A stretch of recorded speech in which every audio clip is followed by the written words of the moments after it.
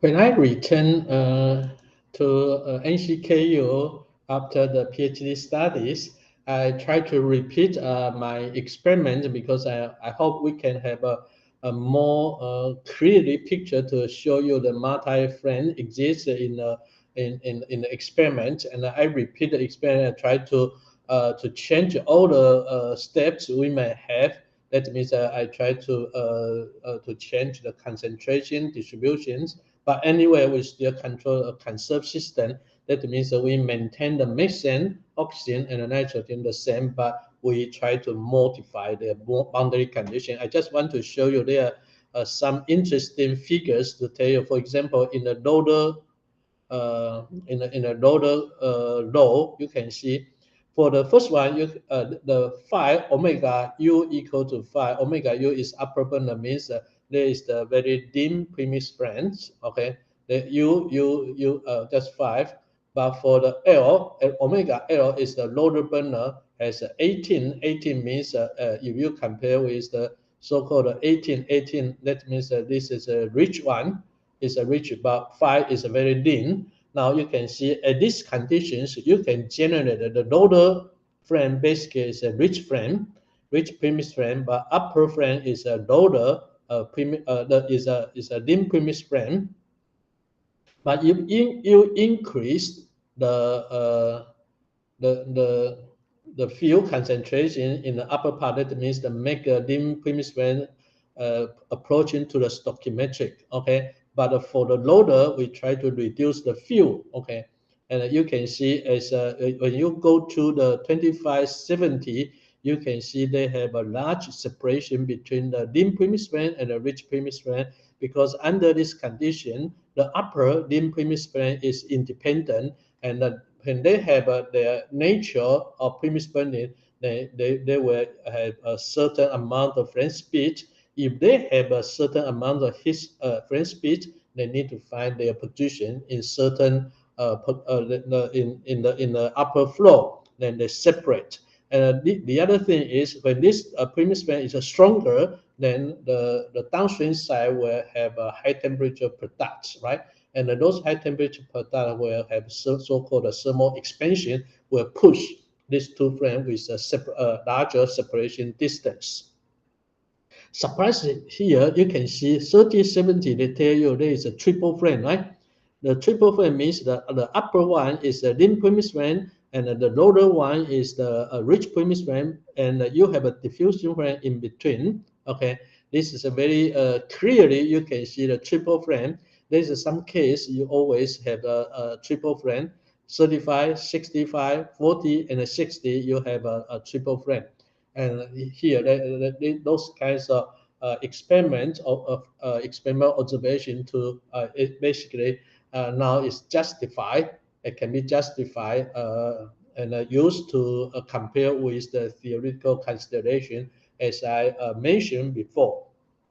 Okay, this serious experiment coming from the opposite flow just tell you, think about changing the boundary condition of fuel and oxygen for diffusion burning or for premise burning, then you may have different flame structures. Definitely, both of the diffusion burning and the premise burning can exist together, then they will provide a very nice, for example, I mentioned they will provide a larger high temperature zone and a higher flame temperature, the maximum temperature from these experiments.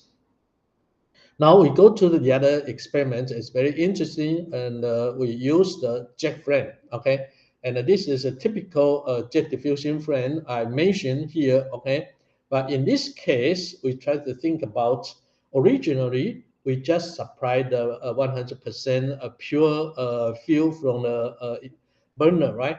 Now we try to premix certain amount of oxygen into your methane jet. Then we will see what's happened here. The premixedness of oxygen in the fuel jets give you the very interesting behavior variation. You can see in the previous experiment, this is a 100% methane. Now we try to increase the 10% air, 20% air, 30% air, 40% air, up to the 50% air. then we will see the frame characteristic change by this series experiment. You can observe the first one.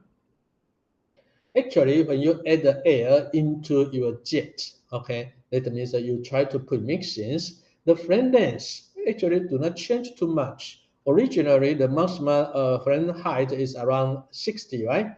And here they still remain 60, but slightly decrease. Okay, then the premix needs actually do not give you the too much change on the flame height of maximum frame. Okay, but you can see there is a significant difference is the flame color change a little bit. Okay, especially for the 40%, 50%, the flame color, the blue color will extend from the base of a diffusion of a jet flame to the upper regions. Okay, this is they tell you the mixing, the premixing oxygen will help to have some oxidation of your carbon of your soot particle, then the yellow color become the intensity of yellow color would remain become weaker as you have some premixing. And this is the second point. The third point, you can see the flame shape become more smooth. As we mentioned earlier, for jet flame, the diffusion flame always will the flame shape or flame surface of diffusion flame always influenced by the flow convection in the outer surrounding, right? But for premise flame, actually they are pretty much smooth because the flame shape or flame position basically is controlled by the balance of the dynamic balance between the flame speed and the flow velocity.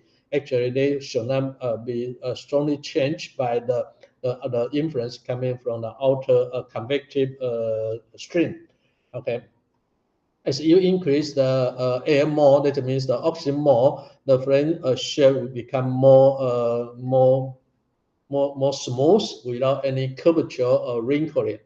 But for the instability, actually, you can see there is some dip off occurs on the in the case of a 10% air. Okay, there's a dip off, but you can see for the 20%, the experience start here when the friends dip off, they cannot survive too much.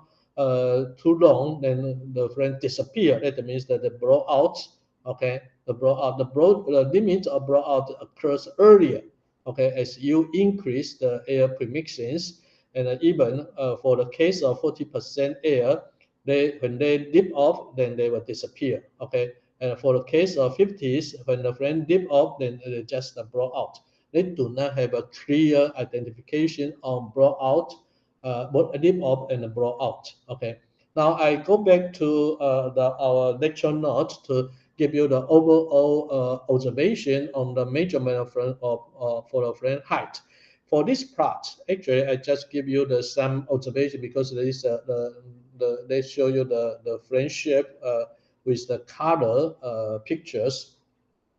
3 points I want to mention. The first one, the flame length for the laminar situation do not change too much, but the flame color they shift to they have a more blue color on the base of the jet flames. And the third one is the flame shape become more smooth without those kinds of wrinkling influenced by the environment convective stream. Okay, and the most important thing is when you increase the air premixins, the conditions on dip off and blowout will be disappear. When the flame dip off, then they will start to blow out. They cannot have a possibility to stabilize at certain point in the flow. Okay, they do not have a chance to sit or stabilize at certain locations in your flowing flow.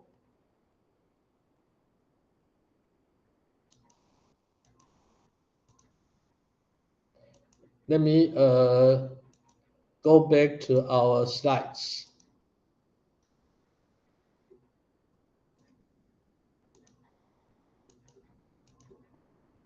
Okay, I think you can see the slides. Okay, now before we jump to the detailed discussions on flame length and also those kinds of characteristic variations, we give you some background to go back to think about the comparisons between the jet diffusion fan and jet premise fan. As you remember, from the fan length, actually the jet diffusion fan is much longer than that the premise fan. Premise fan is always show you a small burning cone, right, very close to the base, very close to the burner.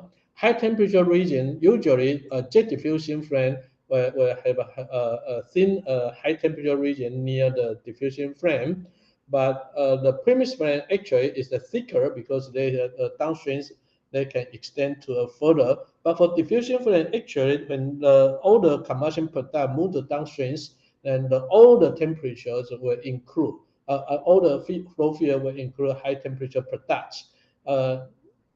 If you define the high temperature region based on the jet flow, actually they do not change.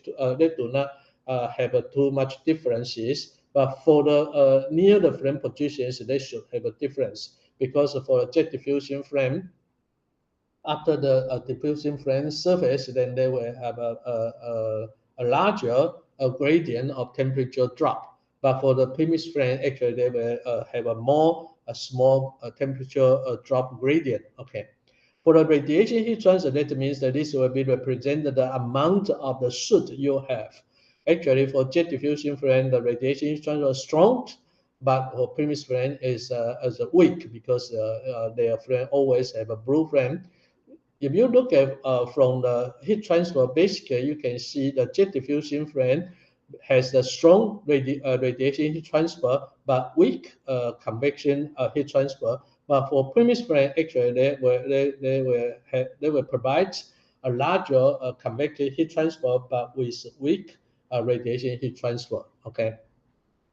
Flame stabilization for jet diffusion flame is basically controlled by blowout and a dip off, and maybe you need to add one more. It's a drop back. Okay, I already explained earlier. But for the premise flame, they were limited by the blow off and the flash back because this defined by the balance between the flame speed and the supply velocity. Okay, you may have a small stable flame when the balance between flame speed and flow velocity is suitable and satisfy the boundary between the blow off and the flashback, then you can have a stable flame. And this burnout shown here, sometimes people will use this burnout instead of blowout, but they have the same meaning. The flame cannot stabilize in the jet flow. And in terms of pollutants, soot and unburnt hydrocarbon, jet diffusion has a strong soot concentrations, as I mentioned earlier, but jet diffusion flame, jet premise flame has more oxygen premix than they will have a less soot. But since for the jet premise flame has a larger high temperature region, and those high temperature region will promote the products of the thermal NO, then you will have a strong thermal NO. But for the jet diffusion flame, those kinds of thermal NO will occur on the flame region only. Okay, this is a typical comparison between the jet diffusion flame and the jet premise flame. Now we look at the flame characteristics by changing, by increasing the oxygen concentration to our jet diffusion flame. This is a flame height for mixing. Okay, as I mentioned, actually the flame height do not change too much as you increase the mixing from the 0% air to 20% air. They do not change too much. Okay, but you can see this is the limit for the blowout is reduced. That means that when you have a premixing into the jet float, the blowout limit and also the dip off limit is reduced, okay, by the air premix because now the nature of your original diffusion flame start to have some premixedness, and those premixedness will give you the to think about the identification of the flame stabilization based on the flame speed and the flow velocity. And it is not easier to stabilize your partially diffusion flame at a certain location in the the jet flow field. And if you increase air as high as much as possible, you can see those kinds of the dip off and those kinds of turbulent case becomes almost disappear, and the flame length start to have a larger decrease. Okay, in the laminar regimes. Okay, this is for the methane. For the propane, okay, the flame length decrease has a more significant decrease, because you can see the flame length basically is controlled by the momentum of your jet, right? When you have a strong momentum, then the jet will move to the higher distance in the downstream. And here for the propane has a higher molecule weight in compare with the methane. But when you change reduce the propane instead of by increasing the air has a lower molecule weight, which means that you reduce the higher molecule weight of propane instead of and by increasing the low molecule weight of air, then the total momentum will decrease. This kind of decrease in momentums add with the premixedness will give you the larger flame height decrease. Okay, and in this three step, 0%, 10%, 20% air, they still show you they still have some dip off blowout behavior for the typical diffusion flame. But when you increase your percentage up to the 40s, okay, those kinds of blowout limits will be reduced continuous with increasing your air concentrations. Okay, this is a typical experiment for benzene and propane jet flow by change the air premixedness, and you can see the flame length variation. And you can see we do some measurements at different locations. I want to discuss this part in detail, but you can look at those kinds of variation on temperature distribution by yourself. Okay. And the final part for multi-flame burning, I want to mention more focus on the soot formation. Okay.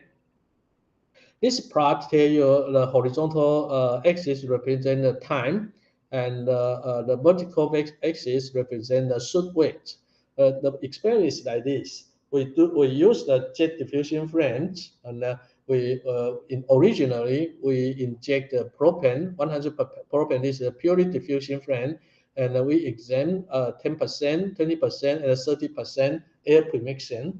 When the flame burning, since you understand there is some soot occurs around the flame surface, and in the downstream we try to suck all the products and around the tubing. At the end of the tubing, we insert a certain filter. Those filter will block those kinds of small particles, that means soot among carbon, and we collect it and weighting it and try to find out how much soot we will have in the combustion process. Okay. And by doing the different kinds of time period experiment, we took samples as we go to the 30 minutes, 60 minutes, and overall is go to the 90 minutes. 90 minutes means the 1 hour and 30 minutes, right? Okay, we collect those kinds of soot particle and to measure it and to get the soot weight. For the 100% propane diffusion flame, you can see as you increase the time, the soot weight continuous increase. This is definitely true, right? When you collect the soot weight as a time, when your time increase, because the all the burning is a stable burning, steady burning, then the weight will continue increase linearly. Okay, this is linear. For all the cases are linear because all the burning controlled by a steady flow supply. Okay, but the weight is quite significant suppressed as you increase the air. Okay, even for 30% air, that means that they just have because we have a 21% oxygen in the air, right? In terms of overall premixing, actually we just have around 6% oxygen premixing, but this 6% premixing will already give you the significant separations on the soot weight. You can see the start line, okay? When you have a 30% air premixings, the soot particle, the soot weight is reduced very much, okay? And the square symbol represents the 10% air premixing, and the triangle symbol represents the 20% air premixing. Slightly, a little bit amount of oxygen premixed with fuel, and then the oxygen exists interior of the diffusion flame has a significant effect to reduce the production of soot particles. Okay, you can see that means that they give you. We try to introduce the premix natures to the diffusion process, and the typical features for diffusion burning. I mean, the carbon particles will be strongly influenced by these kinds of premixing of oxygen. Okay, and this slides finish all the multi-flame burning, and actually up to here we finish all the discussion from the gaseous burning process. Okay, now the next part we will jump to the droplet burning. We try to think about liquid fuel burning. Okay,